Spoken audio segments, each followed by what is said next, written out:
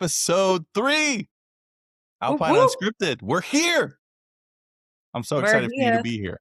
I'm so excited for you to be here. I wanted to make sure that we had you on as the first guest after Charles, because you are such a huge part of Alpine's story. It really has evolved with the two of you. And there's obviously a lot to talk about, right? Like, what's it like running a business with a husband and wife team?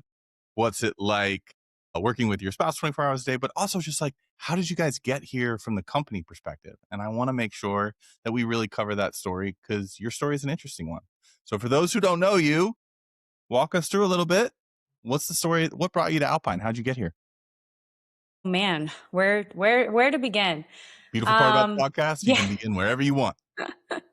As you guys, who do know me, Charles's other half, as well as business partner and just a life partner, all the things. So we started, I'm sure from his podcast, we started Alpine back in, God, I don't remember when we started it.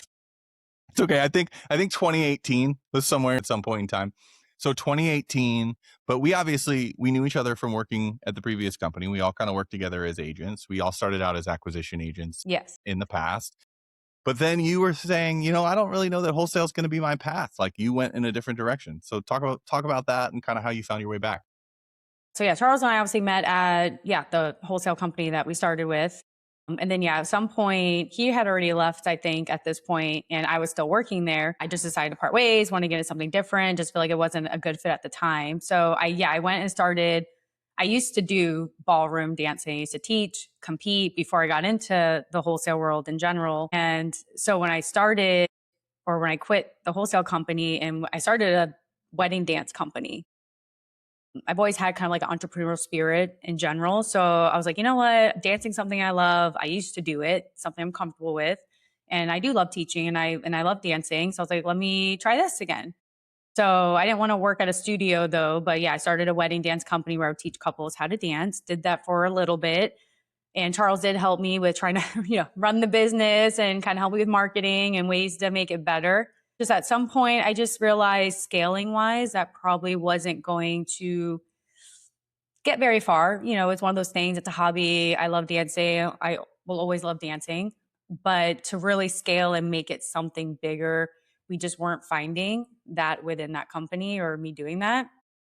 So one day I looked at Charles and or we were talking and he was like, hey, acquisitions, you did it before, you understand wholesale. And, we obviously had big goals for what kind of life we wanted to build together. And he's like, what do you think of us working together?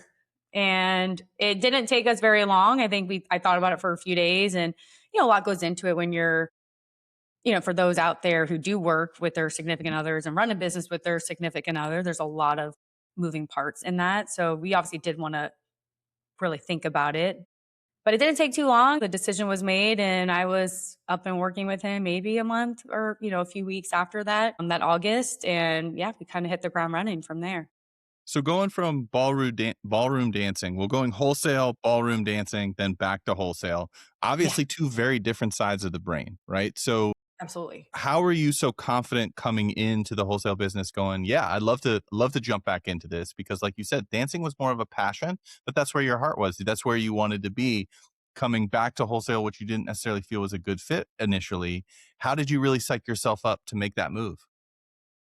Yeah. And I think to rewind it back a little bit. So because it is two different worlds for sure, dancing, 100%. real estate. But what people I don't think realize about dancing, when I say I used to teach and used to work in, I don't know if a lot of people know like the big brand, like Art the Murray dance studios. A lot of it's sales, ironically. So a lot of people just think, when I used to tell people, I teach ballroom dancing, a lot of people just think, I'm just trolling around the studio and just, what they probably picture on Dancing with the Stars, which it is that, but a lot of it was sales. It was hardcore sales and how to communicate with people, how to dig into pain, how to understand people. I feel like I learned more when I first started there than I ever did in like college, real life skills of how to communicate with people. So a lot of it was sales and I was actually the top producing teacher in the world. And there's a bunch of studios in Art the Murray. And a lot of people are like, oh, you must be a really good dancer. I was like, no, I was a really great salesperson. That's the Sale difference. element in dance? I mean, obviously there's creating urgency, identifying pain, but what's the pain that most people come in with? Well, I mean, there's a lot. I think the flip side with what we did in dance is we were almost creating like a Disney World for people. You know, there was a lot to where people, it's like filling void, right? So people didn't need dance lessons, but that's where the selling part comes in of, yeah, what did bring you to the studio? What has you wanting to take lessons? And there's kind of similar answers to what we ask sellers. It's, well, I just want more fun in my life. Oh, when you say you want more fun in your life, what do you mean?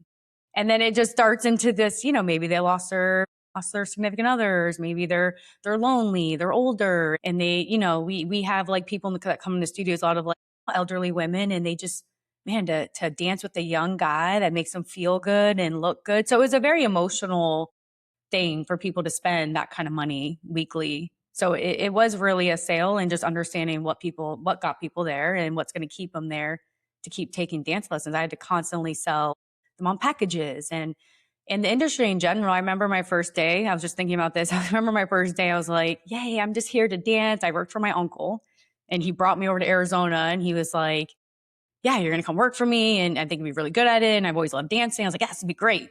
Yeah, cool. So my first day there, I'm like, okay, I'm ready to teach lessons. I'm ready to learn. I'm just going to dance. And our first meeting was, all right, how much revenue are we bringing in? What packages are we selling?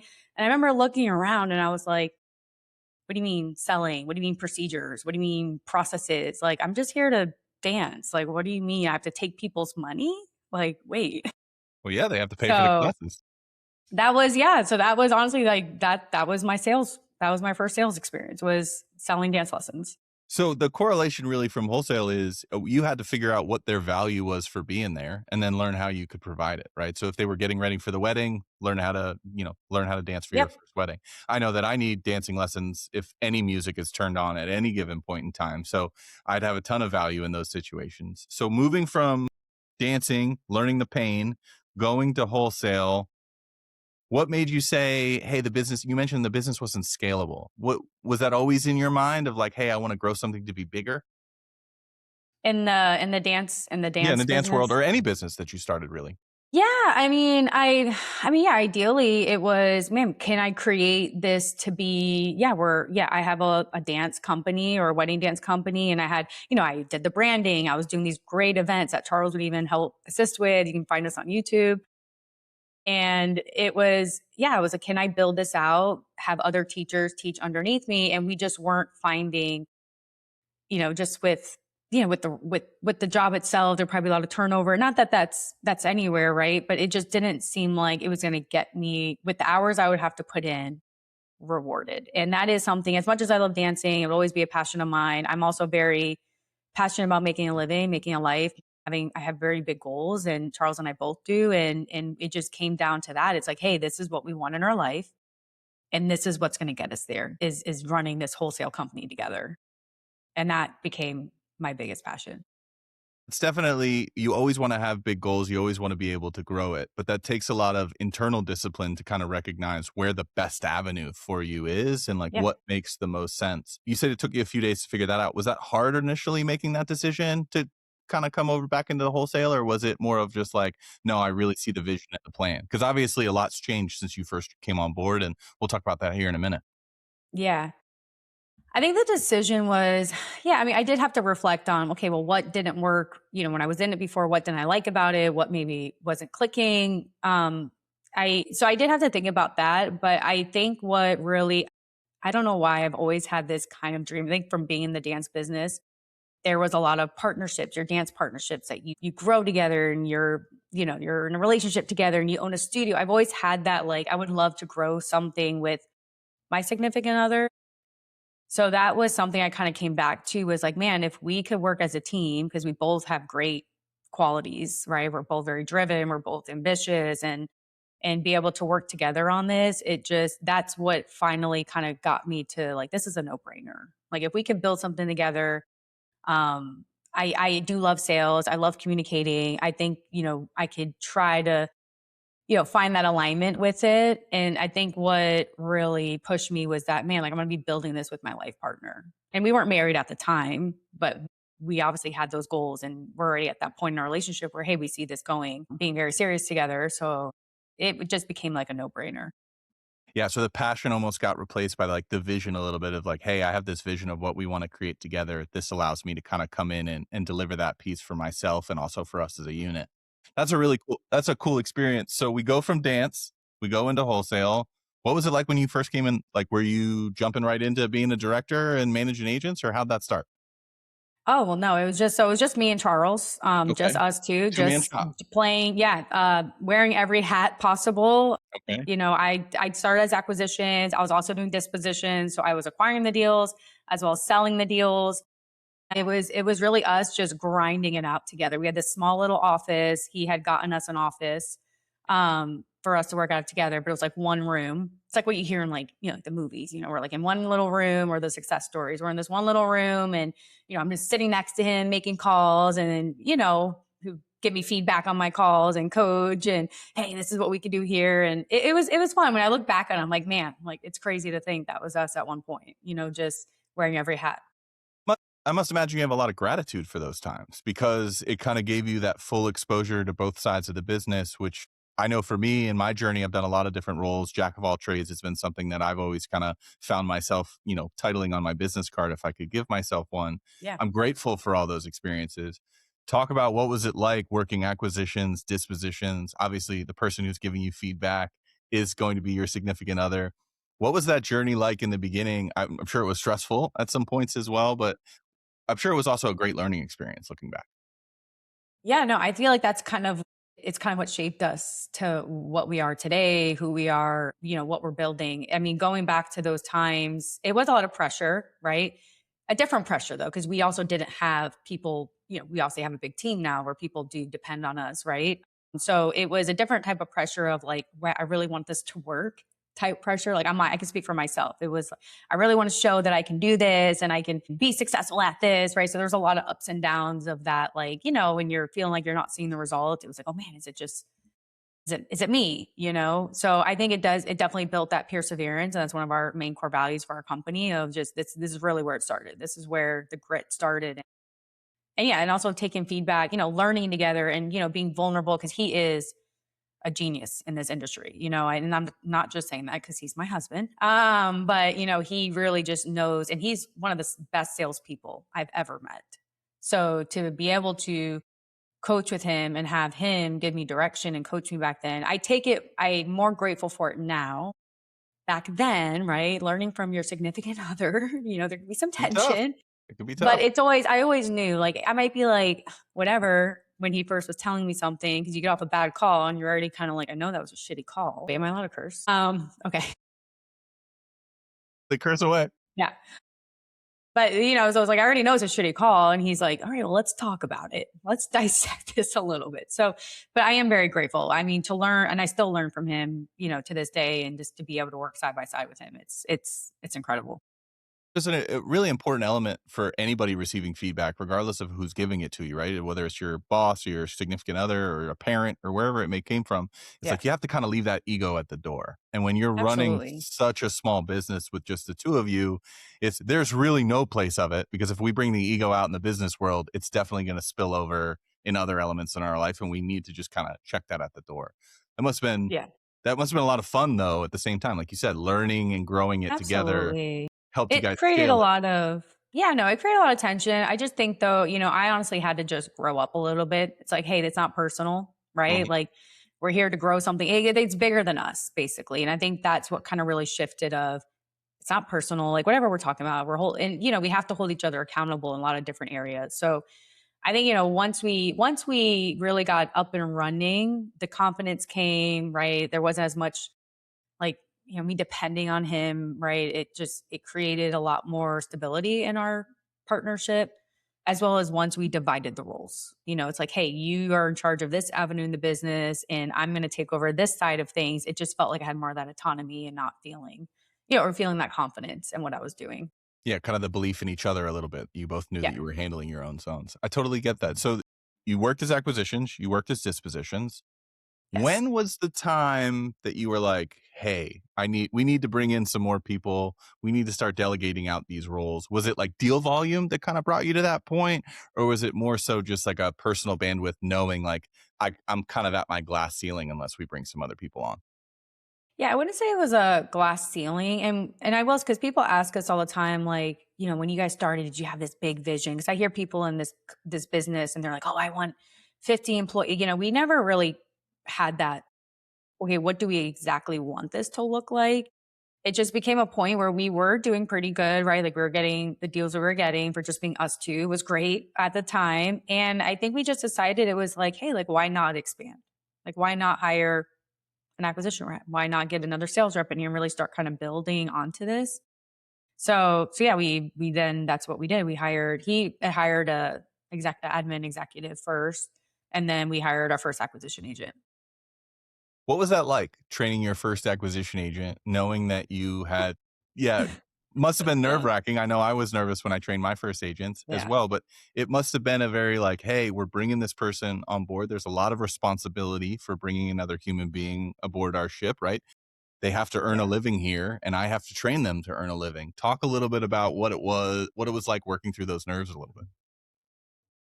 Yeah, I mean, I think I was so I don't want to say the word naive to what it'd be like that I actually don't think I was that nervous. I just more think about how we hired somebody without maybe the best processes in place. Honestly, it's Okay. more of that of like, man, like looking back, we know the business so in and out though. But yes, did we lack a little bit of the structure?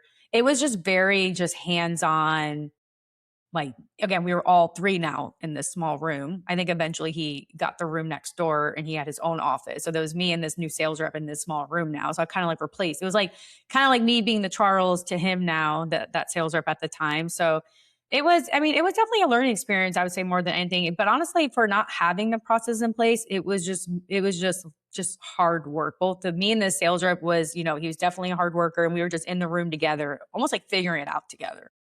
Like he would hear my calls, hear how I close, and then I would just be right there with him in the calls and giving him feedback and getting him to where he could see some deals. So We talk a lot about that process of like sometimes instead of over planning or overthinking or wishing that you had the perfect A to Z process, it's better to just get started and kind of push yourself into it. Do you think that that gave you the foundation to be able to say, "Hey, I know when we do go build out a more formal process, we're going to do A, B, and C this way, but we're not going to do X, Y, and Z that way," because we learned from this figure it out phase? yeah, no, for sure. And I do think we need some type of foundation of things before you make big decisions like that. So I think just me and Charles were so already good at the role itself. Right. And I do come from a teaching background. So for me, it was like, okay, let me teach him what I do and what Charles has taught me and put that together. And I think that was just enough to get us going with that person. So yeah, I think there is some element to just not having some type of preparation, some type of foundation, but then yeah, you just got to do it and then kind of figure some things out along the way. And that's how we learn, right? We learn by making mistakes, growing, learning from them. So Oh, the foundational element that you came with from teaching dance obviously probably had a lot of different overlaps to being able to kind of teach a salesperson. What is kind of the one thing that you look back on those times that you're like, wow, I really learned from this experience and it's still a teaching element that I bring with me now? Like what are the elements that for you as a leader and a teacher that you still kind of bring with you every single day now? I would say for one is enthusiasm. I would say there's something about being enthusiastic with people learning, with wanting to learn with them, with hyping them up, energy. I would say having that kind of energy draws people to you, and I think that kind of can go unnoticed or maybe not have as big of an importance to teaching and leading and all that. I think just being enthusiastic, like excited for them to learn, excited for their first objection handling, excited like being their cheerleader, honestly, is something that I feel like I bring to the table and that was something that worked really well for me in the past. Celebrating those little wins is so important, I've noticed as a Yeah. leader. It's not just oh, you got a contract or you got something to sell. Hey, the line that we just coached in training this morning, you implemented it on the call. Yep. The messiness you're carrying in your CRM, oh, look, you're organized now all of a sudden. If Yeah, I'm absolutely. celebrating those as a leader, I do notice that I've always gotten a lot more positive feedback and a lot more a willingness to implement if they are being that positive early on. So that enthusiasm is a huge piece. As a leader, now you have, I lost count how many people were technically in charge of at this point, but you have a lot of Wow. people underneath you, a few different departments. You're running a lot of different shows. It's a very different leadership element than when you first started. It was just you and another agent Yeah. kind of rocking and rolling in a room. What are some common themes, though, from that leadership journey to this leadership journey that have stayed kind of tried and true? Some common themes I would say is again the energy, right? Like making sure, I mean positive. I feel like I'm just a positive, pretty energetic I can person. vouch. She is, everybody listening, she is Yeah. positive. Yeah. So I think that's a common theme, just, being positive and I think there's excited for them to learn. I mean, I think there's always some people can always learn in different ways. And I think people can genuinely feel that I care about them, not just as, oh, you work for me and you're just a number here at our company, but I genuinely care for them and I want to see them succeed. I want to see them win. I want to see them exceed in all aspects of their life, not just, oh, you've rocked that sales call. It's, hey, you're having better conversations with your significant other because of what you're learning with sales. Right? So I think I've always had that from the beginning. I think just being excited for them in all levels. Right. And I think that's something I still carry with me and has helped me lead even on a bigger capacity. So I think care is sometimes it's an overlooked element when it comes to anybody's leadership journey. It's just like it's not just about caring about results or it's not just caring about activities. It's about caring about the other human being and kind of Absolutely. understanding what that framework is with them, what they're going through in both their personal and professional life, and how I can best kind of give them the tools to be successful. So you really notice that same part of your journey is like, hey, just be enthusiastic and show that you care and be on top of your team as best you can, right? And the results will ultimately come. Is that really what you've seen? Yeah, and I would say that I think it's just like in sales, right? Like, have you ever heard, we hear this all the time in sales, like, don't worry about the deal, worry about just having good conversations. If the person on the other end feels like you care about them getting to where they want to be, the deals will come. And I feel like that's also leadership, right? Like if they feel like, yes, there's a lot to it with holding a team accountable. And yes, results are the end game. But if they feel like I care about more than just that, because there's a lot of other things that are going on in people's lives every day, right? Not just at work. So if they see that, like, hey, Kristie genuinely cares about me and what's going on with me. I think it just shows that like trust and understanding and actually builds more of that trust as our relationship grows with the agent. How do you build the trust virtually? That's always an element that I talk to a lot of different leaders virtually, that it is really tough to sometimes learn about somebody or connect with somebody over a screen, especially because if I'm in an office, I can see you walk in with your shoulders slumped some mornings. I can see the look Yeah. on your face. You kind of look out of it. When I get on a screen, I can turn on the cheer, right? And it's real hard to sometimes tell, hey, this person on the other end of that screen isn't really working the way that they need to be. I want to check in with them rather than just reprimand or tell them to get better.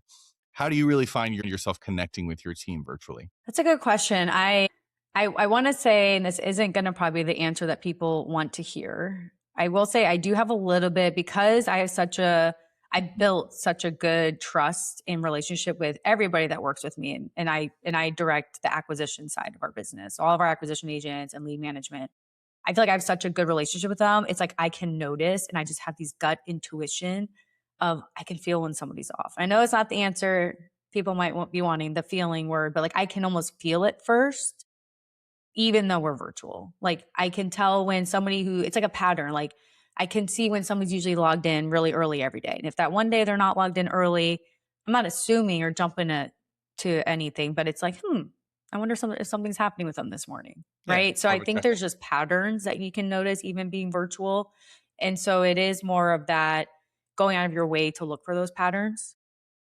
And and then yeah, and I think we can see things even though we're virtual and we're on the Zoom screen. I think you can still see, to your point of like, okay, hey, their energy's a little lower today. Let me just check in. Or hey, they weren't as enthusiastic in the meeting today. They weren't as talkative. They weren't as involved. Maybe there is something going on. And then it's just taking that conversation from there. But I think that's what it is. Being virtual, it's you do have to go out of your way to make time to be like, you know what?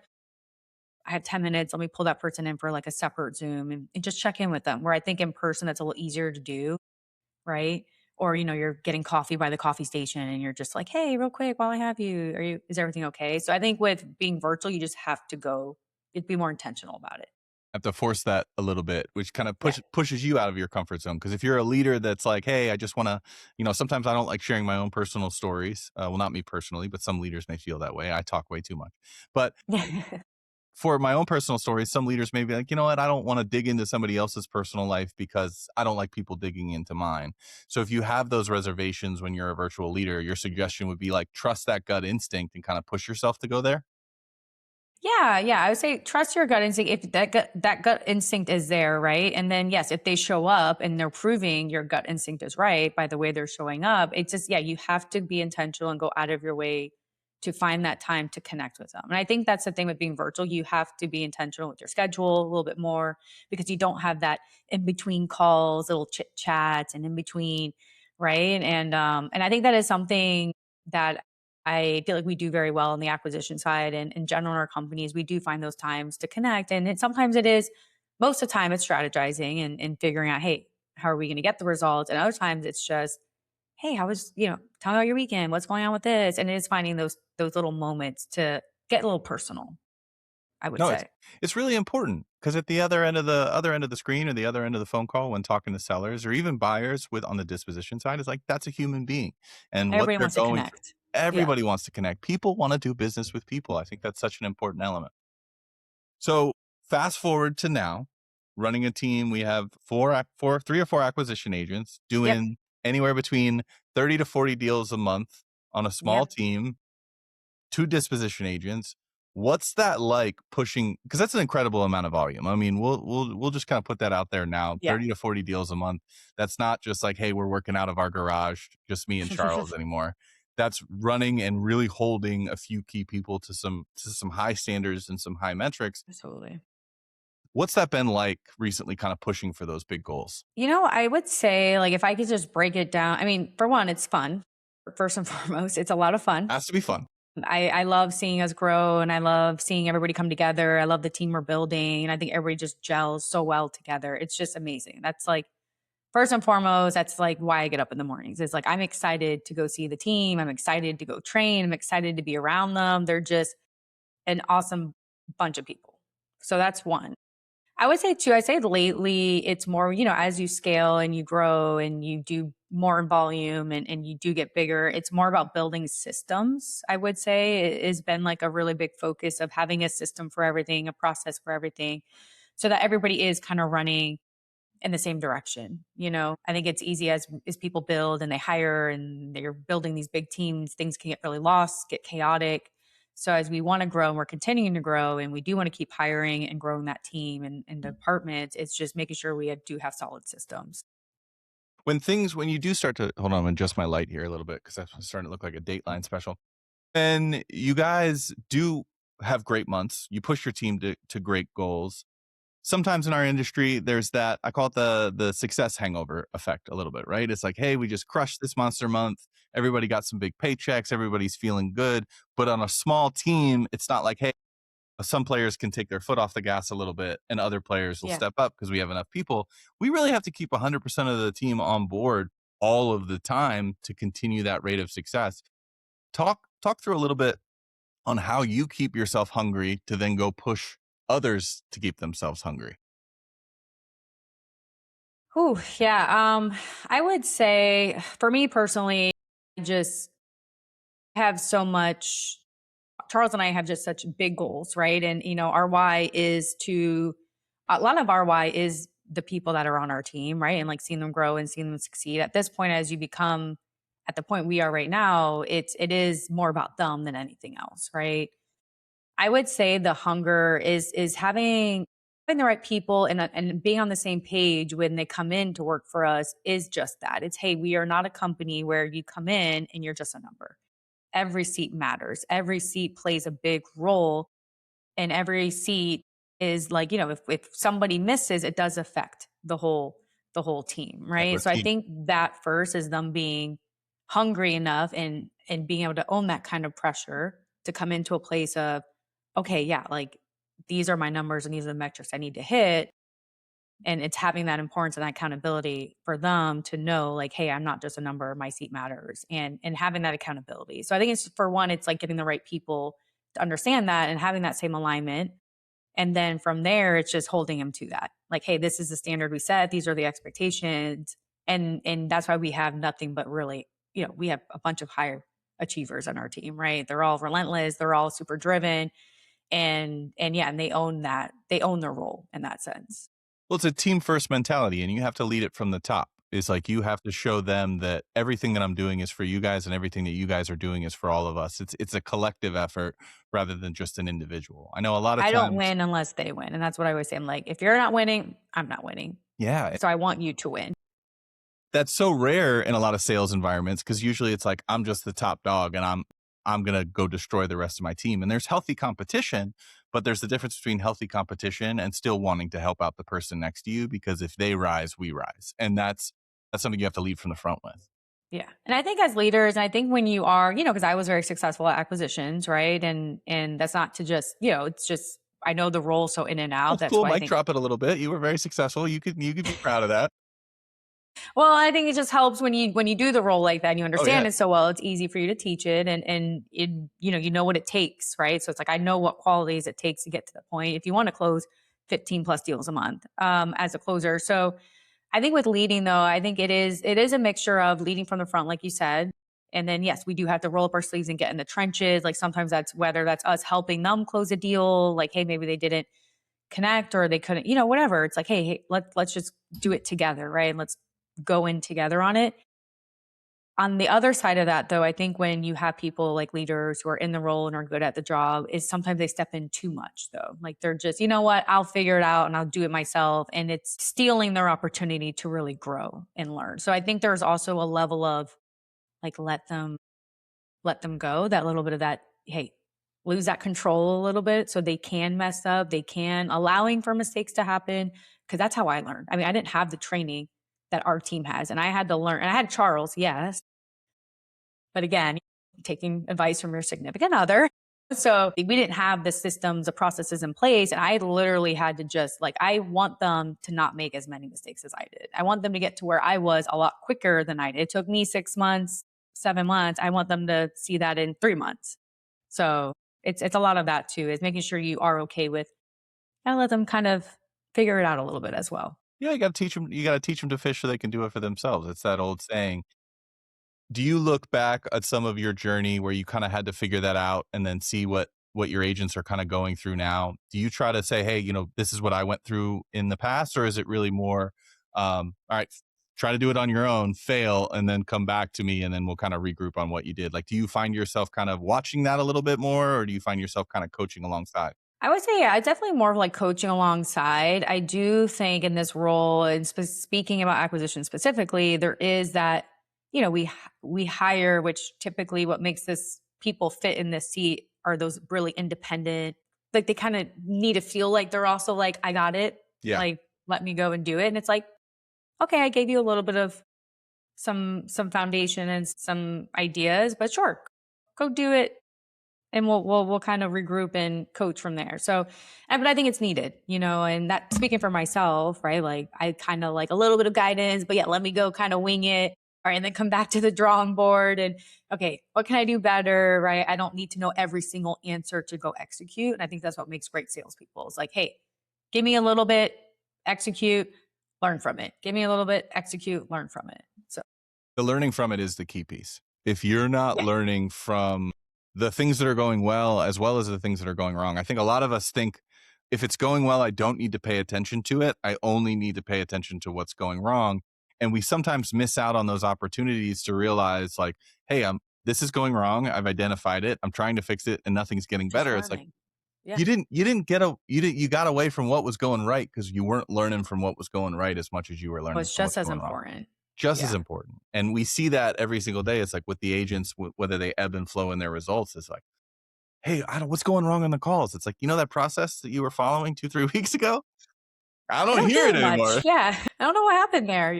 The tonality's kind of off or yeah.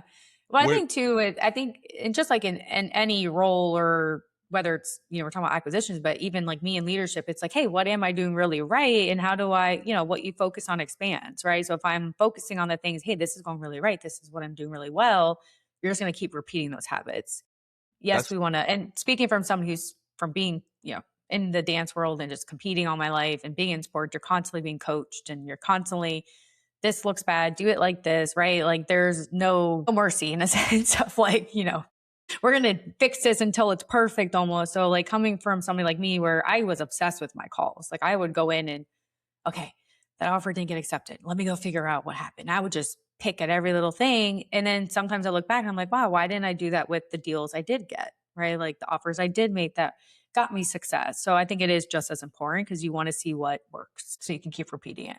that's the importance of being coachable. A lot of people throw that word around, like go be coachable, go be coachable, go be coachable, and they think, well, that means that I just have to be good at receiving feedback or criticism.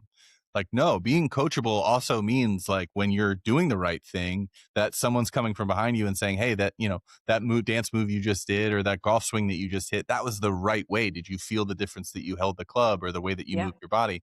Acquisitions or even dispositions, it's the same thing, right? It really is. Like, absolutely. did you hear It's like your watching tone? film. Yeah. Yeah, go Did look you at it, hear your listen to the call. tone on the call? Did you hear the way you answered the One tweak too. It's like one little, if you just said it, a little don't miss. different? That's what I think so many people really don't really grasp the importance of. And in the last 10 years of doing this, I've really figured that out. It's like it's not really always what you're saying, it's how you're saying it How you say it. and how Absolutely. you're delivering it. It really is so important. And focusing on the little things. The little things Yeah. like how you answer the phone call, how you're How asking the seller you about the day and truly caring, right? Some of the agents that we worked with over the years, it's like, "So, how you doing, Mr. Seller?" I was like, I have "You to gotta." ask you this, but I Yeah, really just want to get to the point where we talk about the offer yeah. and the This price that I'm this is going to part pay of the for your script, property. exactly, like, how much are you willing to take? It's like, I'm no, it's supposed to ask you this. Yeah. these individuals that are calling us usually have some sort of circumstance in their life that's requiring them to use a service like ours. Like, let's show that we care about it. Let's show it that just like if it was our brother or sister or mom or dad or grandparent, how would Absolutely. you talk to them? And when you're able to deliver that style on the phone, it really does come through as genuine. And I think a lot of people do business with us that way. And we've really learned from those coachable moments. Yeah, I think it's just communication. I think if we just focus on if I truly care about listening to this person, what they have to say. And I think about that with not even just like sales, with acquisitions, dispositions. I think about that with leadership, showing up in the company, you as a COO, right? It's like, hey, like how do I come with energy, right? Enthusiasm and also I genuinely care about everybody's growth and what they're doing here day to day. And how can I, for one, help you be more successful, support you and make you efficient. And yeah, like how do we all work together here to get the results we all want? So you have to remain relatively grounded to get yourself there, though, too, because you're a human. I'm a human. We all deal with stressors. We all deal with things that come up in our lives that kind of throw Yeah. us off. But as leaders, it's really important for us to not necessarily put it on the side or block it out or compartmentalize Yeah. it, but still understand, hey, we have a job and a role to do. So how do you stay so grounded with what you have going on and then still be able to deliver that energy and that enthusiasm and that care when life gets in the way? Yeah, and I think I did have obviously like a big personal thing happen early around this time last year and I think back on like hey, what how did I really get through that time because it was a very dark time for my family and I obviously I did take time off. I think that is if something really traumatic happens, you do need that personal time. But yeah, I came back after 2 weeks or a week and a half and I think it's just when you have bigger goals, you have bigger things bigger things that matter, bigger than yourself, and you're truly committed to those goals, that's actually what keeps you grounded. I think routine to, having something where it's like, hey, these are my non-negotiables I stick to every day, tied to those goals that, hey, if I do these every day, it's what's going to get me those, those goals that I want. I think those two things really help people or helped me stay grounded in a really tough time that I had last year with something personal. So I think it kind of came back and it's not just ignoring it or Yeah. not like I'm burying it or anything like that. It's just I think when we understand one, like if I come in as a leader, let's say I am having a crappy morning, right? We all have those off mornings. It's kind of like if I had to pretend mad at my door, I'm just gonna like wipe my feet off at the door. because it's not about me. When I step into this role, when I start my day at the end of the day, it's not about me. It's not about me. That's what I mean. I gotta like kind of put my big girl pants on, and you know what? It's not about me. It's about them. It's about the team. It's about the company, and I love that. And I love having that kind of force take me. I love having that distraction of like, it's not about me. So get out of my head. And a lot of times me just showing up on the Zooms with my team, they make my day better. Yeah. That's Snaps honestly you out of it. that's what snaps it out is as soon as I press start Zoom, I see everybody's faces. It's like, man, Yeah. happiness. Where did my problems? Yeah. It brings me to your quote unquote the why. I did a why exercise. My wife just got into Mm-hmm. sales recently, and she was just like, you got to chase the money and chase the money. I'm like, it's not about the money, right? The money is important, and that's why a lot of salespeople get into it. But it's more Mm-hmm. along the lines of like, what are you able to create with the opportunity to make the money, right? So it really boiled down to wanting to go on more vacations with the family to be able to create those quality moments so that our kids have lifelong memories. So when you're in those tough moments of sales, it's like focus on that. That's what you're focused on, not go get me another commission check. It's I want to be able to go to Hawaii and watch Yeah. my girls run on the What's the beach. bigger purpose of why I'm showing up? Exactly. It's so important to lean on that. Do you find yourself leveraging your own personal whys a lot through? I mean, I'm sure probably daily at this point. Yeah, no, for sure. I would say I think my personal lives are so intertwined though with I'm just Companies? such a with the team and the people and because I just feel like there's so much that relies on us too with that. But yes, do I have other personal and goals? I have a little one, right? We have a son. So yeah, I will say that is I think about the feel good things.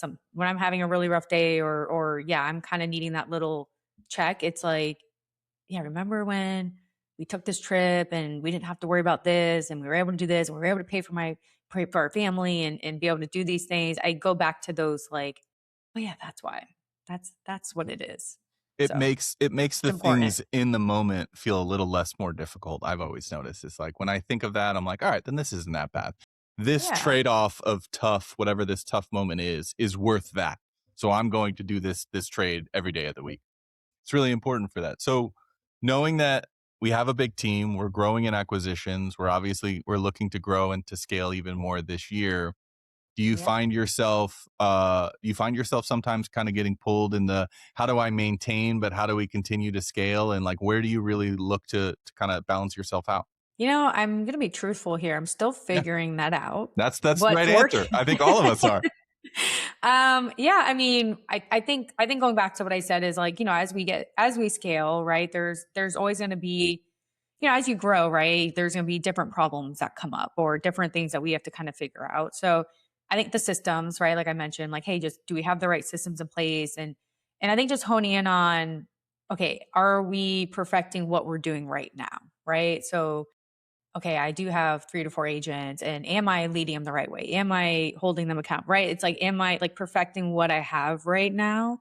So that is so solid that it does allow me to like, because I also worry about, or I do the hiring, right? I focus on the hiring of the team and all those things. So I think if that feels grounded, then I can focus on the other things, right? Like hiring, interviews, and all that, which I also do. So It's the importance of being present. I think sometimes I find myself getting lost in that too. I'm so focused on where it is we want to grow to and what we want to scale to, but yet, well, we're not getting there if we don't focus on what it is we need to do today and really being yeah, present in those moments today. absolutely. Was there a big lesson when you look back kind of in the past of something that you may have learned that kind of taught you that? It's like it's much more important to be where I am now than it is to worry about what's going to come in 6 months or 12 months. I mean, I'm sure. I think there's in every stage of growing the business, I learned that, right? Like when I was in acquisitions, I learned that. When I was starting to lead, I learned that. And I think it's something that we all do, right? We all think about the result or the future or where we're not. Hey, I'm not where I want to be yet. No, we wanted to do this and we're not there yet. And then we get almost more stuck. So yeah, I think they're every stage of growing this business. I've had that lesson, and it is going back to like to the smallest things, right? Like, hey, when I'm on this Zoom, like I'm on this podcast right now with you, I'm thinking about me and you having Yep. a conversation, not all the things I have to do after this ends, right? So Long I think list it's of just things. that with every stage, right? Like when I'm on a training, am I on that training to actually train and be intentional, and I'm there, and then okay, the next day I'm on an interview. Okay, am I really on this interview? And really, yeah, I think it's just like be where your feet are, right? It's I'm here right now, focus on this. And then yes, there's time to plan, prep, you know, do preparations, prepare. But when I'm on the field, in a sense, doing the on the field things, like I'm in the game and have my game face on. So How did you learn that? Because sometimes it takes a lot of people a very long time to learn that lesson of like be present. I know it's still something, especially when I look forward what I want to create for my family and grow into. I struggle with that too. How did you really learn to kind of check yourself in when you find yourself maybe looking a little too far in the past or going, hey, what we did a couple months ago, I'd love to get back there, but it's not about going backwards or reaching too far forwards. It's about being present. How do you find yourself like kind of keeping your check and balance on that? yeah, honestly, the first thing that comes up, because I'm still perfecting it, right? Nothing's perfect. I would be lying to you if I do it perfectly every time. I do have to Anybody who have. I says they would does, say, they're full of shit. Yeah, yeah, we're all working. yeah, always work. Yeah, it's a work in progress. Have I mastered it a lot better than I? Yes, like it's come a long way. And I mean, the first thing that popped up was this is where just who you choose as a partner is so important. And I would say the person that it's more of a person who checks me is Charles. It's my husband, right? So he's definitely very, very present. Like, yes, he's just like all of us, right? We think bigger future. He's always on to the next thing, right? Thinking, okay, I got this done. What's next, right? But when I'm like that and I'm got my head in the clouds and I'm like, oh, let's do this. And what about this? He's like, what are we doing today? He like kind of like brings it back to, hey, so what are we doing today to do this and to get this done and this? And I'm like, oh yeah. We gotta take care of that. So I think for me, that's the yin and yang of us is he definitely helps keep me present and focus on what we're doing right now. How can we do this really well? And yeah, it keeps me grounded for sure. That something that you really need in any leadership dynamic, even if you guys weren't significant others and husband and wife. I think you Yeah, always need that person to be able to check the other one. absolutely. Like, hey, you're looking 15 miles down the road. Let's look at this mile, Yeah. right? And we all get guilty of that. And I've noticed that the best relationships I've seen, whether it was consulting or working for previous companies or even being here, it's just like they all have somebody that kind of balances, right? There's that Yeah. push and that pull of every relationship with leadership. So it's an important element to add. Yeah. Company's growing. Obviously, the idea is to scale and to continue to grow in that direction. Where do you see? We have Charles's vision of the business. We talked a little bit about that. Where do you see the vision of the business, and what do you really hope to see it accomplish in the next few years? Yeah, I think where me and Charles might be seeing the same vision, but just in a different way. This kind of goes to how we run different avenues of the business is just really focusing on the people and keep building the team. Okay. Again, like I love the team we have, what we're building, and continue to build with the people we have. And I'm just looking to really add to that, like to build more to bring more value with bringing more people that are like us and growing together. So I would love to really just hone in on building our sales departments, building the team, and creating those opportunities for other people.